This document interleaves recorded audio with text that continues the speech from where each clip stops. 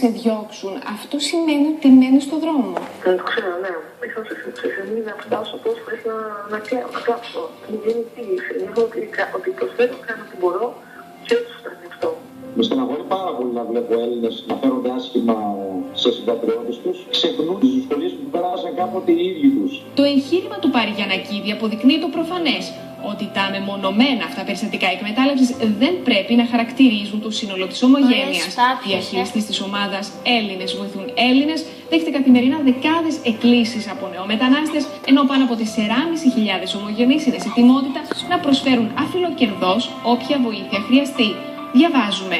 ΣΟΣ, καλώ όλα τα άτομα του γκρουπ. Υπάρχουν δύο αδέλφια, μια κοπέλα 24 και ένα αγόρι 20. Σε λίγες ώρες θα βρίσκονται στο δρόμο. Παρακαλώ θερμά να βοηθήσετε, θα είναι κρίμα να πάθουν κάτι. Και λίγο πιο κάτω κάποιος απαντά. Έχω το παιδικό δωμάτιο άδειο αν είστε από Μπίτιγχαμ. Αν δεν είστε, καλή τύχη.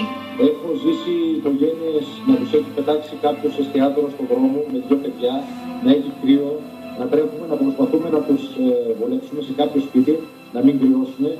Ήδη τα γενικά προξενία της χώρας μας στη Γερμανία βρίσκονται σε συνεργασία με δίκτυα ελληνικών φορέων ώστε να παρεμβαίνουν σε περιπτώσεις εργασιακής εκμετάλλευσης, ενώ για τους εγκλωβισμένους στην ευρωπαϊκή γη της Ευαγγελίας υποδεικνύουν φτηνούς τρόπους επιστροφής στην πατρίδα.